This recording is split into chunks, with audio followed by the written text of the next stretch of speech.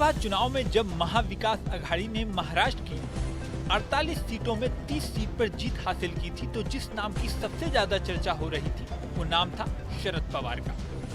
राजनीतिक जानकार कह रहे थे कि कुछ भी हो जाए, शरद पवार को महाराष्ट्र की राजनीति से आउट करना पॉसिबल ही नहीं है। शरद पवार पिछले 3 दशक से ज्यादा समय से महाराष्ट्र की राजनीति की धूरी रहे।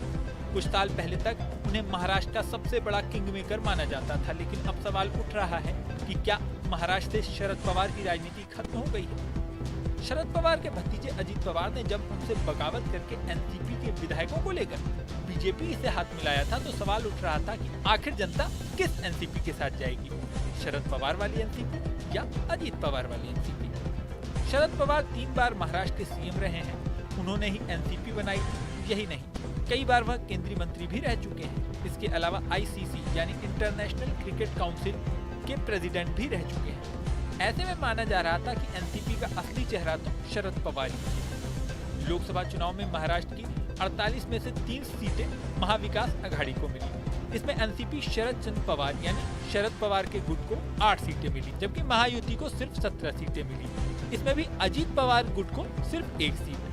ऐसे में माना जा रहा था कि अजीत पवार को कोई खास फायदा नहीं हुआ और महाराष्ट्र का पावर गेम शरद पवार के पास ही रहेगा।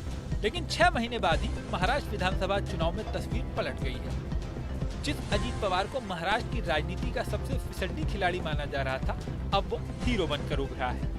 एनसीपी नेता अजीत पवार को लोकसभा चुनावों में जिस तरह से जनता ने नकारा था, उससे लग रहा था कि शरद पवार से अलग होकर उन्होंने बड़ी गलती की है। लेकिन अब तस्वीर बदल चुकी है। दरअसल अजीत पवार ने इस बार खास रणनीति बनाई। मुस्लिम और हिंदू वोटों दोनों को उन्होंने एक साथ साधा। अजीत पवार ने अपने कोर वोटर्स, जिसमें मुस्लिम वोट बहुत महत्वपूर्ण रहे हैं, उनके साथ कोई समझौता नहीं किया। बीजेपी उनका विरोध करती रही, पर उन्होंने अपने गठबंधन की एक नहीं सुनी। बीजेपी और पीएम मोदी तक को भला बुरा कहने वाले नवाब मलिक की बेटी को टिकट दे दिया। बहुत विरोध हुआ, लेकिन नवाब मलिक को भी टिकट दे दिया। यही नहीं, बाबा सिद्दीकी के बेटे जिशान सिद्दीकी को भी उन्होंने टिकट दिया। अजीत पवार ने यहाँ तक कह दिया कि उनके कैंडिडेट का प्रचार बीजेपी के बड़े नेता न करें। मौका आने पर उन्होंने बटेंगे तो कटेंगे का भी विरोध किया। इसी के साथ ही हिंदू वोटों के लिए उन्होंने महायुति को ज्वाइन किया था।